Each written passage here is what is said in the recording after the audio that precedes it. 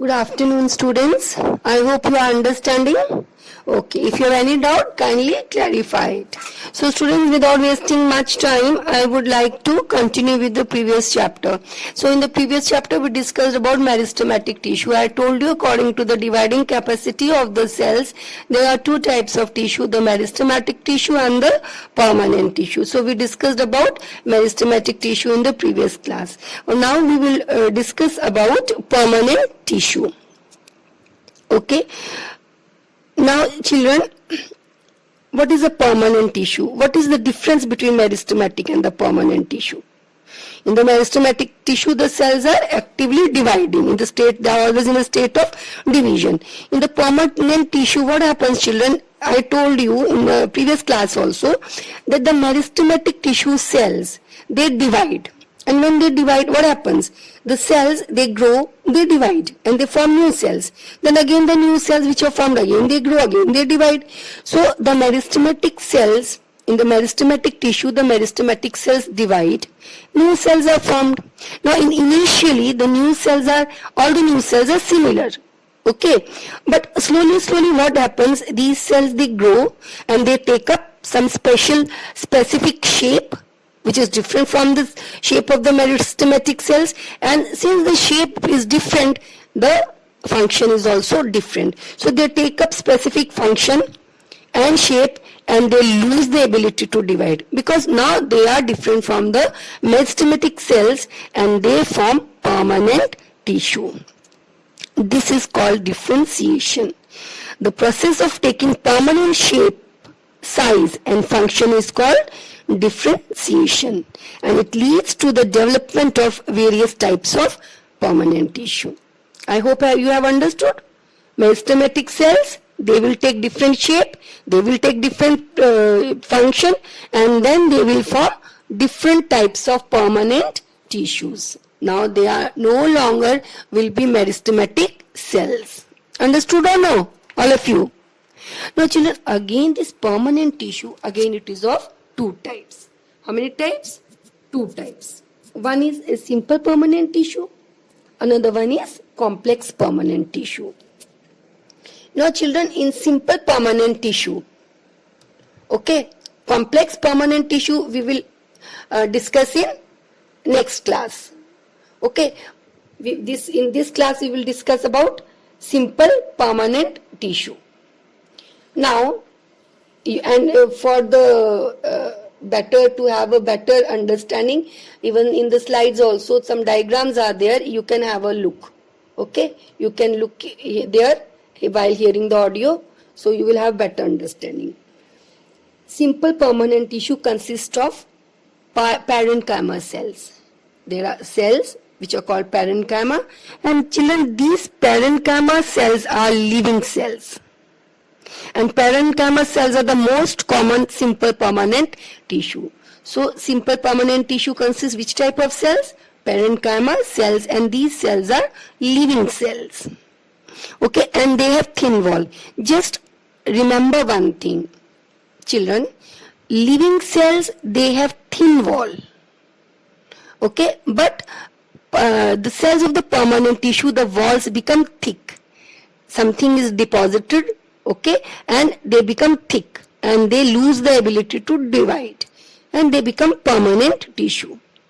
But in living cells, okay, the wall is thin. So since the parenchyma, you need not have to learn anything by heart. If you understand one characteristic properly, others you can write. Like now, simple permanent tissue is living. The cells are living. The parenchyma cells are living.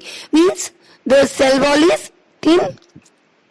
Okay, and here the cells are loosely arranged. Means cells, they are arranged very loosely. Now see, just imagine the cell walls are thin and they are loosely arranged. So there are spaces between the cells. Understood or no?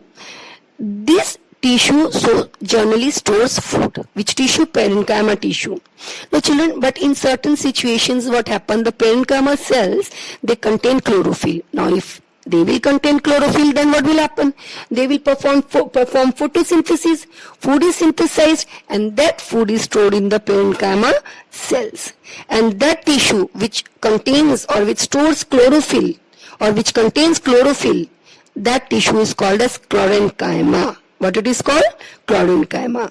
Now aquatic plants, in aquatic plants, the cells, parenchyma cells, are very, very loosely arranged, and there are large air spaces between the tissue. And such tissues is called as parenchyma. Okay? Such tissue is called as parenchyma. Now there is one more tissue which is called as collenchyma, and this tissue is helps in the flexibility of plants. Okay, so we have studied chlorenchyma, we have studied collenchyma, parenchyma, and another one is sclerenchyma. Now what are the parenchyma cells characteristics? You know that they are thin walled. When they are arranged, the spaces are there. Okay, and in some of the parenchyma cells they contain chlorophyll. Now here in these cells, your collenchyma cells, okay, collenchyma tissue, it helps in the flexibility of plants. So here the cells are living, means cells are not, they are thick walled but not so much. So they are elongated and irregularly thickened at corners, means they are not fully thickened but at corners they are thickened. Okay, so they are also permanent, this tissue only, permanent tissue only.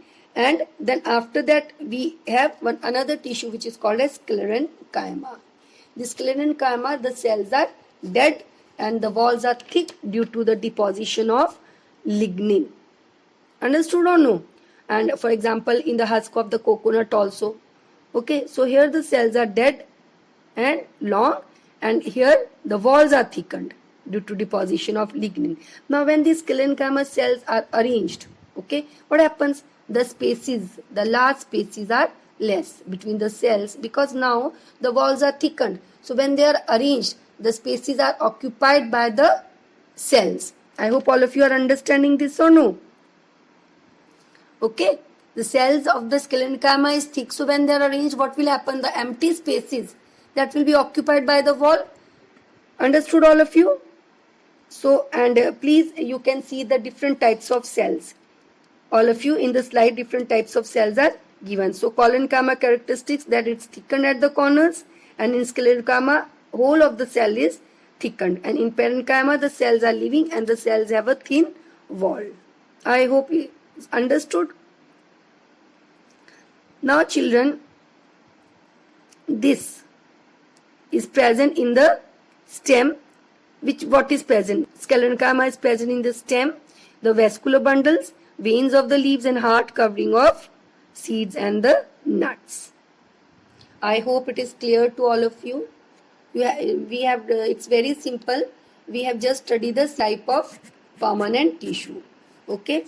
Now students, please see the TS of stem and the LS of stem. What do you mean by TS of stem? You all know what is stem. Okay, TS means transverse section. Now transverse section means when you cut the cells in round pieces. Okay, you cut the cell in round, very, very fine round pieces, keep in water. Then after that you take one piece, keep it on slide. Okay, this you have seen in the first chapter only, first class only. So these round pieces you keep on slide, and then you add 1 or 2 drops of saffron. Okay, now you cover it with the cover slip and observe under the microscope. You will see the cells arranged in this way, the way it is shown in the slide. In the first image, in the first, you can see it's written TS of root. Okay, so here what will happen? The first one is TS, transverse section, and another one is the longitudinal section. When we cut it in round pieces, you will see this type of arrangement of cells. Now, and when you will cut, LS means when it is cut lengthwise, long. Okay, so you will see the arrangement of cells in the other way. LS longitudinally when the roots or stems are cut, and LA, and this one TS when it is cut round. Now what you will observe? First thing what you are observing is that all the cells are different. Cells are not similar. Okay. Now children, when you see the root or the stem, okay, you will see that it has the outermost covering. That outermost covering, that is called as epidermis. There is 1 or 2 layers of cell that is called as epidermis. Now after epidermis, there is a region of cells which is called as cortex. What it is called? Cortex. You can see in the diagram, and the upper part of the cortex. Upper part of the cortex generally contains parenchyma cells. So it is called as hypodermis. Upper part of the cortex is called as hypodermis. Okay. Now lower part of the this thing may contain collenchyma cells. Okay, but the upper part is the hypodermis. Then you see endodermis. Okay, then after that again in this thing you can imagine, first is epidermis, then comes the layer of cells called cortex. First layer of cortex is the hypodermis, then there are other cells, then inside comes again one single or 1 or 2 layers of cells which is called as endodermis. Now inside the endodermis is present vascular bundles. Vascular bundles are xylem and phloem. You can see in the diagram given in the document that endodermis, all of you can see. Then after that endodermis comes pericycle, which may contain sclerenchyma cells. Okay. Now after that you can see phloem is also present here and xylem is also present here. So children, this phloem and this xylem, that is present in the center, and this is together called as vascular bundles. I hope all of you are understanding.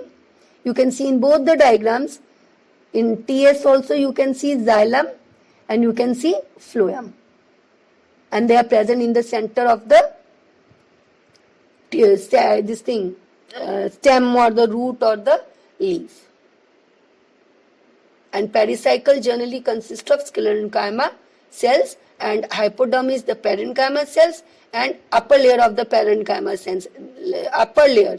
Then below it may be collenchyma cells. So just see the diagram properly, and with this I finish this this portion. In the next class we will study about the complex permanent tissue. Okay. So if you have any doubt, you can ask, you can clarify it.